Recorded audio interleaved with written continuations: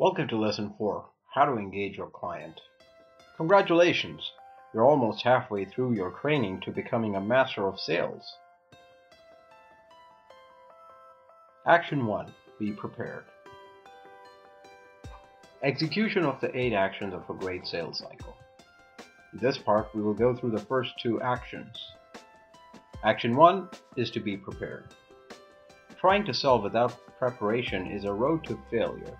Whatever your experience is, be ready, be prepared. Sometimes it takes a few minutes, not more. Let us go through some preparations, why they're important, and how to execute them. If you want to have a successful sale, it is not just enough to follow the right rules, but also important to do them in the right order. There are 3 phases to closing a sale: engagement, involvement, and closing. Each stage has a few sub-stages. For example, in engagement, there are 4 sub-stages. 1. Be prepared. 2. Put on the best of you. 3. Get in touch and impress. 4. Create rapport and interest. In involvement, there are 2 sub-stages. Qualify the prospect. Convince, then test for readiness. And likewise, in the closing stage, there are 2 sub-stages, which are convert objections to opportunities and make it enjoyable and lasting.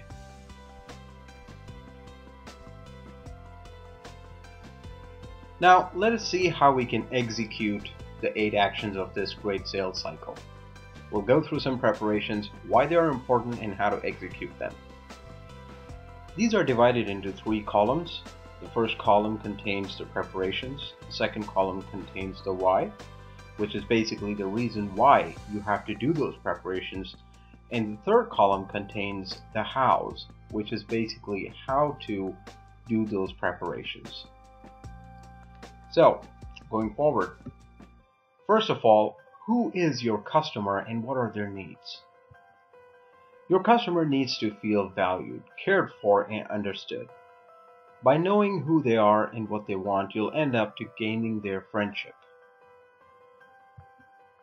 Do some research like internet, LinkedIn, Facebook, referrals, etc., so you are prepared for sudden questions. Find their needs and wants. Then ask yourself, what is your product or service? By knowing the advantages and disadvantages of what it is that you're selling, you will be able to have confidence and belief in your product or service. List out the benefits of your product. Make it thorough. Clients buy benefits, not specifications. Know by heart 3 main reasons why your product is the best solution to your client's needs. Do you know who your competition is? Being aware of who your competition is and making sure that you're not trash-talking them creates a sense of respect. So rather focus on the advantages you can bring that your competition can't. Be rational and factual here. Also, be prepared for all objections. You need to be ready to persuade and offer good arguments for buying your product or service. When you know how to reply to critical questions, you will show that you are knowledgeable. Prepare a convincing answer for every possible objection. Even better if you talk in your discussion about them even before you get the question from your client. Now, what is the worst scenario? You will be able to handle any situation once you have practiced for the worst case. Expect only the positive, but be flexible in your planning and imagine yourself succeeding in the worst possible situation. In that way, the visualization really works. Finally, be ready to excite the client. By creating a good reason, you already convince your clients that they need whatever it is you're selling. Make sure you keep an active relationship with your past clients for referrals and recommendations. Action 2. Put out the best of you. To be able to do the best sale, you need to be in your best state. How can you put yourself in the best state of mind? Anchor yourself to a great successful moment.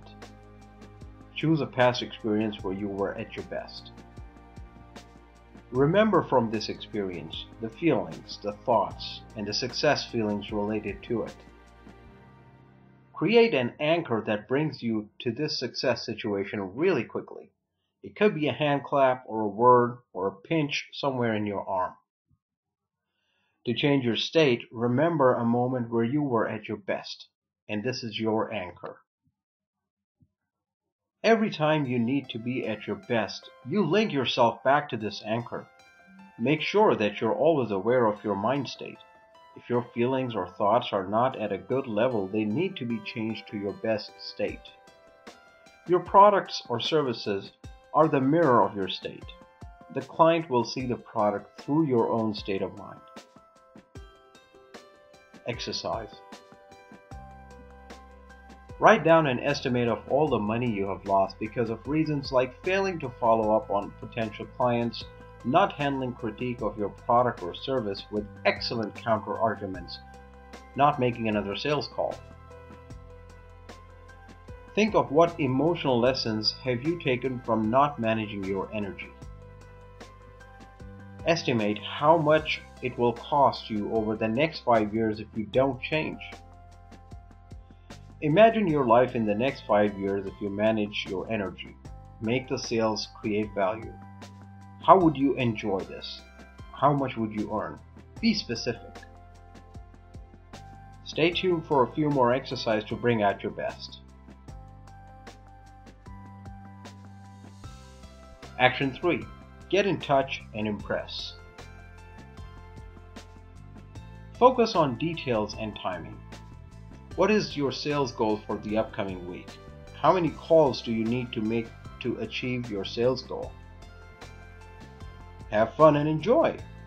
In terms of connecting with people, change it every day. Make it friendly, fun.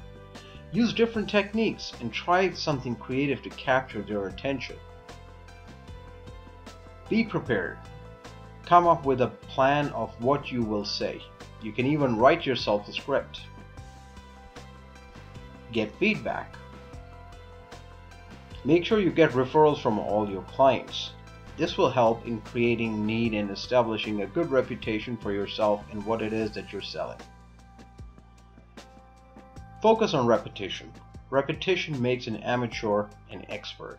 Meet lots of clients and connect and practice the stages. So make sure that you're prepared, make sure your energy levels are extremely high, and make sure you make yourself needed and visible. Here's another exercise for you. To influence, you have to make a great contact and get the attention of the client. But how to do that? Through 5 steps, you can practice to be clear about your objective and choose smart objectives and commit to them. Create fun and creativity. Prepare your pitch. Get referrals. Repeat with thousands of clients. Action 4. Create rapport and interest. Here we will outline exactly how rapport is built between people. Become aware of why a potential client might choose you and not your competition when both of you are offering very similar things. The client will choose you because they trust you and because you care about them. People will buy from their friend, not because their friend is the best salesperson, but because their friend will care about their wants and needs.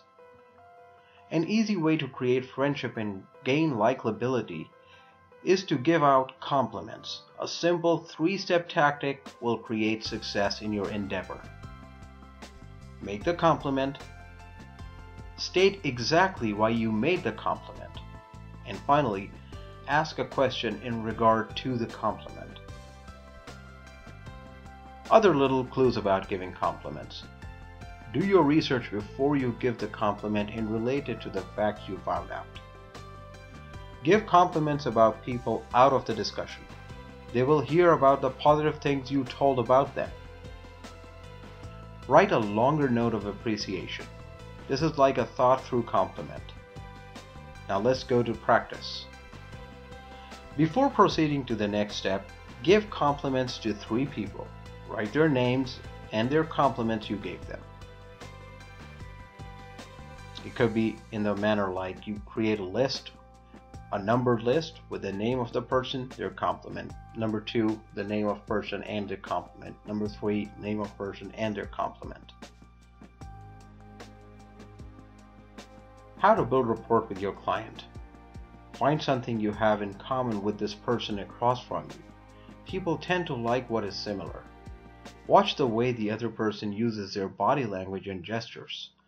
Try to imitate them a little to match this form of communication.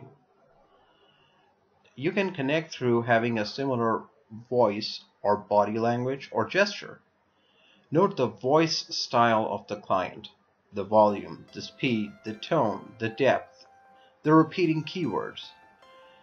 If you can use similar style and keywords, you're starting to build rapport. Also watch the body language details such as posture, movements, gesture, facial expressions, eye contact, breathing, touching, closeness. You can mirror a lot of those. This will help you connect. As humans, we possess 5 senses: visual, auditory, kinesthetic, olfactory, and gustatory. Each person has one or more of these senses that is primary, and a lot of their communication style is based on that. People have their very own styles. There are 4 basic styles, and most people will prefer one. For instance, visual. These people like colors, use of words like I see, it looks like, image, words, etc. They usually talk loud and fast and explain things with images. Then there is auditory. These folks like to hear what you say. They use words like I heard, it sounded, what do you say about that, etc. They usually speak with resonance. They articulate their words and use gestures and movements that are coordinated. Or kinesthetic. They usually like to touch and feel the products. It is important to them to do a product demo, to carry the product, etc. They don't talk much and usually have a quieter tone. So you need to detect while talking to your client which of these 3 styles he or she is, and match your words or body language or voice to his or her style. There are also very analytical clients. They use logic to choose. You need to understand their criteria of choice and turn their questions into opportunities to sell. So, exercise the following. Pick someone to practice. Practice what you just learned on. Imitate their body language and new way of speech. Note down what you observed. Does a person connect better? Do you feel it is easier to have conversation and build a rapport? Now that you have created a rapport with a person, how do you create interest in what you want to say or sell? The worst thing to do is to start demonstrating a product and the person is not even interested to yet hear from you. Don't jump the sales cycle. The secret of a successful salesperson is to follow the sales cycle by order. So how do you create a client's interest? Ask questions. The open are the best ones. Let the client be in control.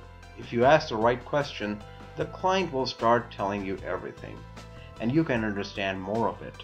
You can understand more of their style, their needs, their wants. If you listen to them, they will listen to you.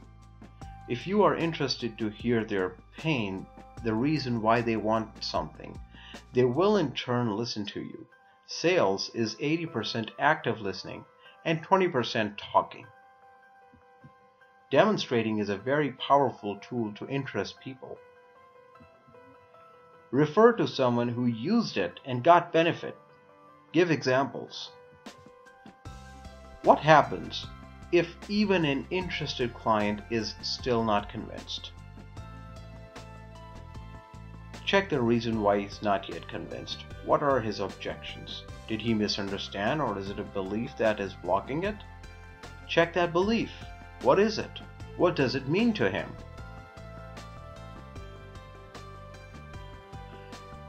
Once you know his reason, you can adapt one of the followings. Give an example where his objection is solved. Demonstrate if this eliminates his doubts. State facts if it applies. Give statistics and testimonials, etc. Be persistent in understanding him and in explaining the product benefit. Balance both. So here's an exercise for you. Choose product, service, or solution that you want to sell. The purpose of this exercise is to create a super interest in your next client. Claim something super big about your product. Support the claim with a solid fact. Add more benefits related to the client's needs or wants. Add facts, statistics, and testimonials. Ask the permission to ask open questions and give the client the control to express his or her objections. The takeaway from this lesson is that there are 3 primary phases to closing a sale. In this step, we have covered the engagement phase. This phase has 4 actions that we discussed throughout the step. The first action is to be prepared. The second action is to put out the best of you. The third action is to get in touch and impress. And the fourth action is to create rapport and interest. In the steps to come, we will discuss the rest of the phases and the actions within. Congratulations! You have finished step 4 of the course, and now you can practice with your friends, family, colleagues, and clients. First, practice how to create a report, and then how to get people interested in your subject or product. Enjoy practicing. We'll see you next time.